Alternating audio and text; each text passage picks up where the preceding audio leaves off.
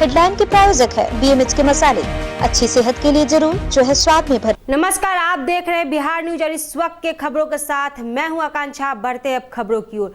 मोकामा के प्रसिद्ध और ऐतिहासिक बाबा परशुराम महोत्सव को राजकीय मेला का दर्जा मिलने पर मुंगेर लोकसभा क्षेत्र के सियासत में उबाल आ गया है।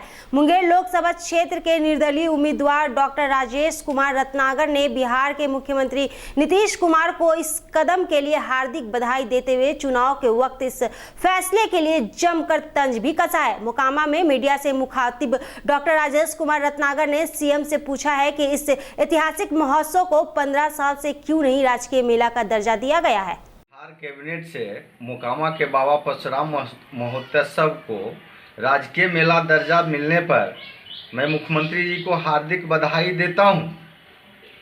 और एक बात और मैं कहना चाहता हूं कि ये लोकसभा चुनाव के समय ही क्यों, 15 साल से क्या आप सोए हुए थे? 15 साल से दर्जा क्यों नहीं दिया? मैं आने वाला समय में चुनाव आयोग से भी गुहार लगाऊंगा कि लोग सिर्फ चुनाव समय ही लोग झांसा देते हैं, जनता को दिलासा देते हैं, लेकिन चुनाव जीतने के बाद लोग भूल जाते हैं। मैं इसकी कड़ी निंदा करता हूं। मुजफ्फरपुर में जदयू के राष्ट्रीय उपाध्यक्ष प्रशांत किशोर पहुंचे। छात्र जदयू द्वारा शहर के सुप्रसिद्ध आम्रपाली ऑडिटोरियम में छात्रों के साथ मिलन समारोह का आयोजित किया गया। मिलन समारोह के दौरान प्रशांत किशोर ने कहा है कि युवाओं को पार्टी से जोड़ना काफी महत्वपूर्ण है। साथ ही साथ उन्होंने किसी भी पार्टी के युवाओं को जदयू में स्वागत किया है। साथ ही साथ उन्होंने बताया है कि पंचायती चुनाव में उम्मीदवार को पार्टी के चिन्ह से लड़ने से निचले स्तर पर भी पार्टी को मजबूती मिलेगी। आने वाले पीढ़ी के हित में अगर आप राजनीति में आएंगे, अच्छे लोग राजनीति में आएंगे तो उससे बिहार के समाज का फायदा होगा। आप आए, राजनीति में अच्छा करें, राजनीति में न आए तो भी बहुत बिहार के बेहतर नागरिक बने, बिहार के बेहतर शहरी बने। एक बार फिर से आपसे अनुरोध कर रहा हूं कि नीतीश कुमार को बिहार में बनाए रखिए, उनके हाथ को मजबूत कीजिए और अपना भविष्य और आने वाले पीढ़ी के भविष्य को और सुनिश्चित कीजिए। बिहार की जो विकास की यात्रा शुरू हुई है ये रुकनी नहीं चाहिए। जब तक बिहार नंबर 1 राज्य इंडिया में न बन जाए तब तक ये बिहार के लोगों की जिम्मेवारी है कि सही सरकार चुनकर आए। जीतते रहे हैं फिर भी तो गठबंधन था ही, तो अगर ABVP के लोग जीतते रहे हैं तो गठबंधन को कमजोरी नहीं हुई, तो छात्र जदयू के आदमी जीतने से गठबंधन कैसे कमजोर हो जाएगा? कि पार्टी को निचले स्तर पे मजबूती अगर देनी है, पार्टी के कार्यकर्ताओं को मजबूत बनाना है, तो उसके लिए निचले स्तर पे जो पंचायती त्रिस्तरीय व्यवस्था के अंतर्गत चुनाव होते हैं वो दलगत आधार पे होने चाहिए। लेकिन ये हम लोगों का विचार है, इस पर तो सारे पार्टियों को सहमत होना पड़ेगा।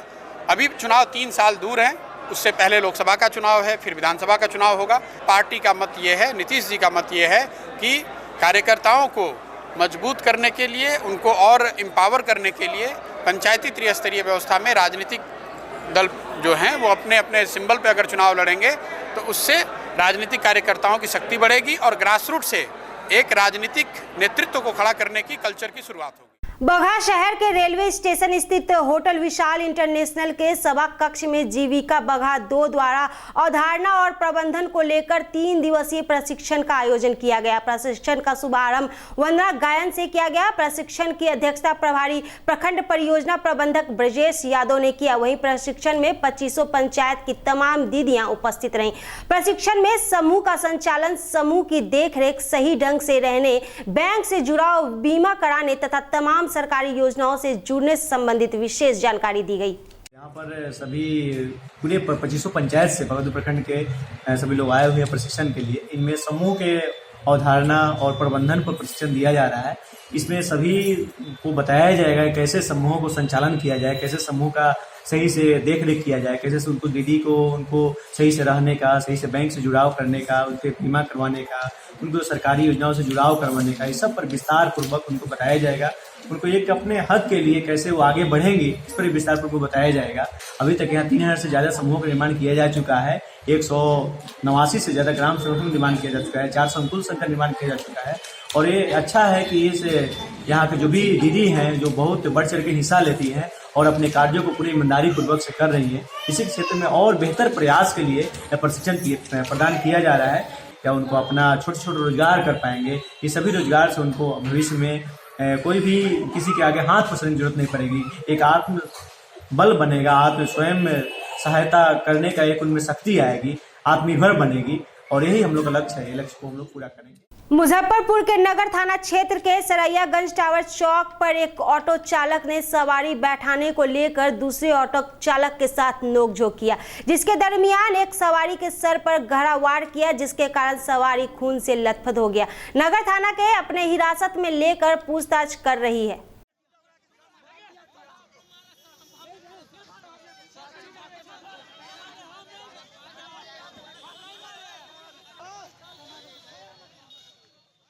बिहार के हाजीपुर में ससुर दामाद की गोलियों से छल्ली कर हत्या का सनसनी मामला सामने आया है। आरोपी ससुर ने बेटी के लव मैरिज से नाराज होकर दामाद को घर में घुसकर गोलियों से छल्ली कर दिया। पटना दानापुर की रहने वाली तारा ने महज 10 दिन पहले घर से भागकर रुपेश से लव मैरिज किया था। शादी के बाद दोनों हाजीपुर के कोनहारा में किराए के घर में एक छोटे से घर में रहते थे, लेकिन बेटी की गैर बिरादरी के लड़के से लव मैरिज पिता को नागवार गुजरी और नाराज पिता ने घर में घुसकर दामाद को गोली से छल्ली कर हत्या कर दी। सुबह में आए, बाप मार के चला गया। 2 आदमी आया था, पापा और एक शूटर उसके साथ रहता, पापा के साथ।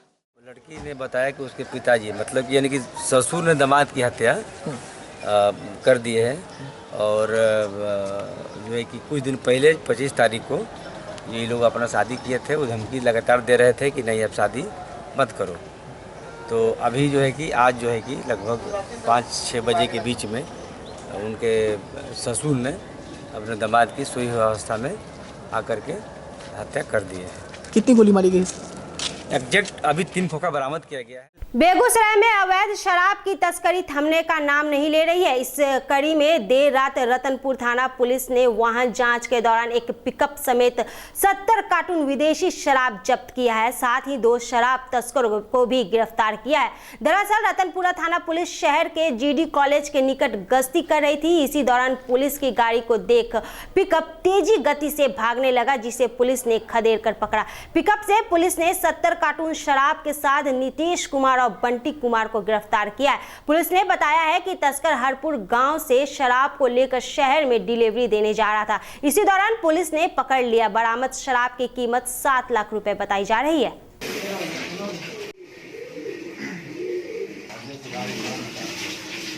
सभी वाहन को सघन चेकिंग कर रहे थे तो पटेल चौक के पास एक पिकअप आ रही थी, जिसको रोके तो उसको साइड में बगल में बैठने वाला व्यक्ति था, वो ऊपर के चलने लगा, शंका हुआ तो उसको रोके।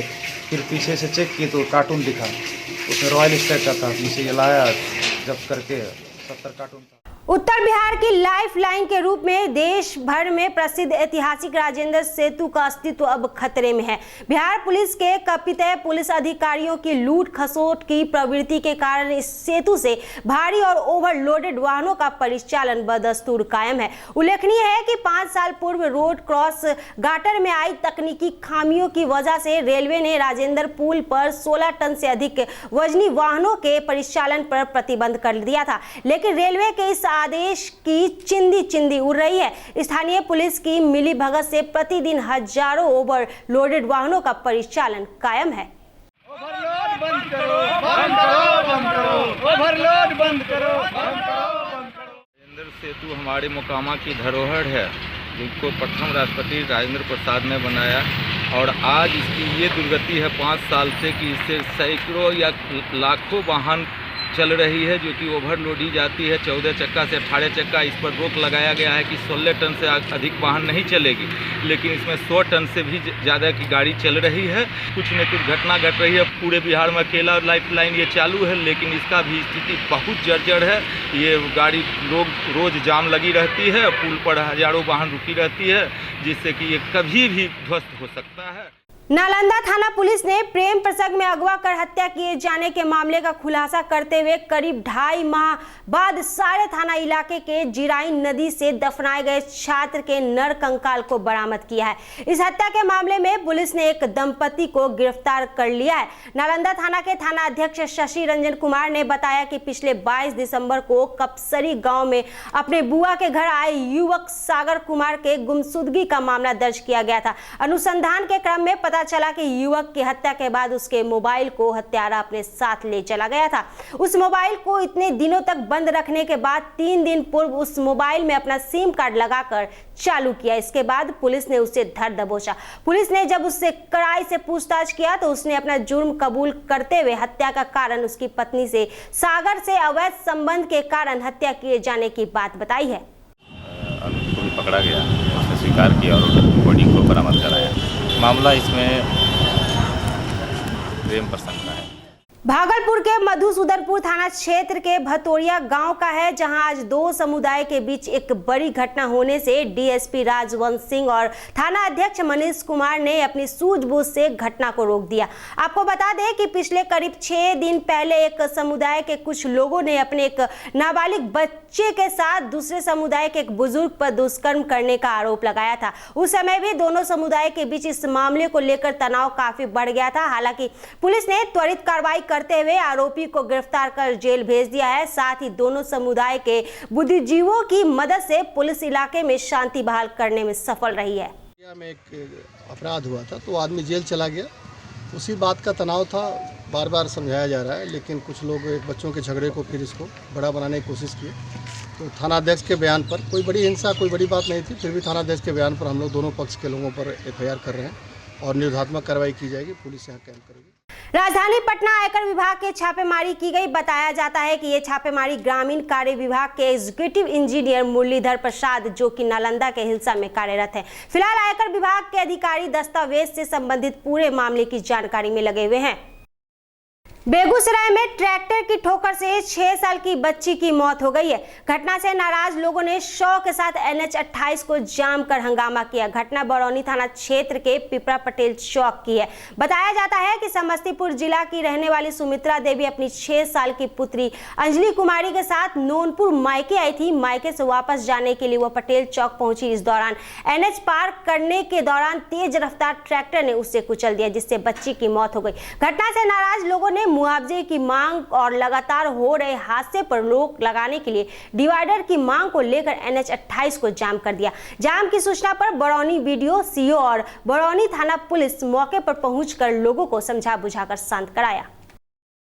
खबरों में फिलहाल इतना ही। बने रहिए बिहार न्यूज के साथ। मुझे दीजिए इजाजत। नमस्कार।